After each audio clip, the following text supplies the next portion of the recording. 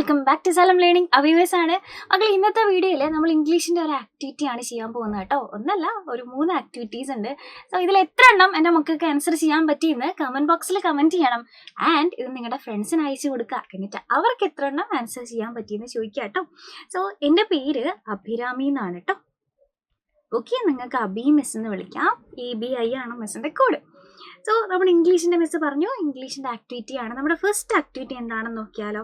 Choose the correct word അല്ലേ. ഇവിടെ question എന്താടാ, pick the right action word to complete the sentence. ഇവിടെയുള്ള correct ആയിട്ടുള്ള ആക്ഷൻ വേർഡ് ഏതാണ്? First one, the birds are dash in the sky.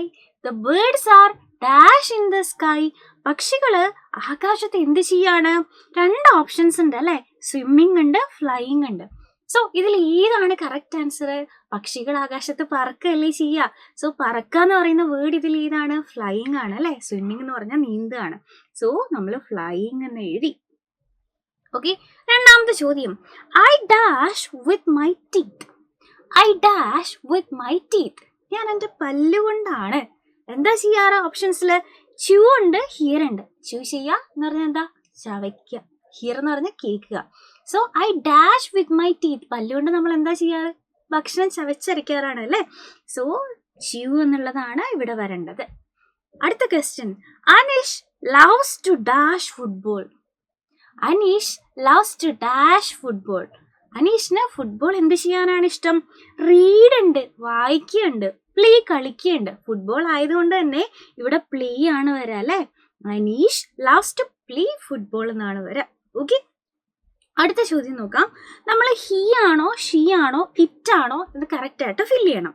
This is a rose. ഇവിടെ ഒരു റോസാപ്പൂവിന്റെ picture കൊടുത്തിട്ടുണ്ട് അല്ലെ. ഇതൊരു റോസാപ്പൂവാണ്. Dash is red.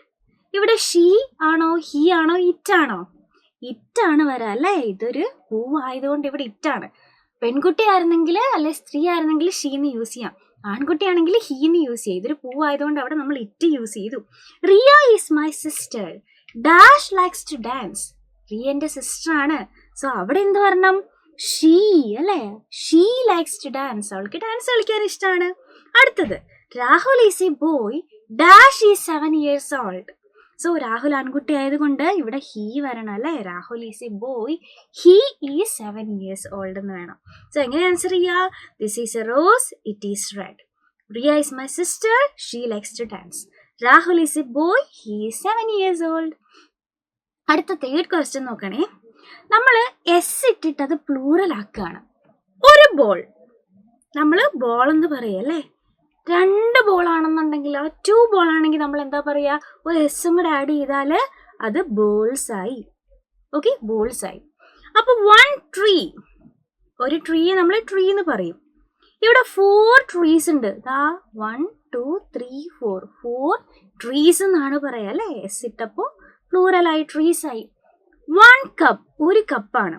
അപ്പൊ 3 എണ്ണം ഉണ്ടെങ്കിൽ 1 2 3 3 എണ്ണം ഉണ്ടെങ്കിൽ എന്താണ് ഇവിടെ ആൻസർ വരേണ്ടതെന്ന് എൻ്റെ മക്കള് കമന്റ് ബോക്സിൽ കമന്റ് ചെയ്യാം കേട്ടോ.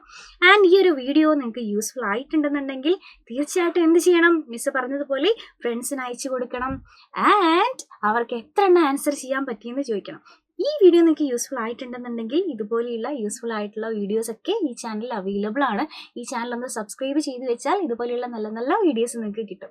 അപ്പോൾ ഇതുപോലെയുള്ള വീഡിയോസ് ആയിട്ട് നമുക്ക് ഇനിയും കാണാം. അതുവരെ bye bye, take care and love you all.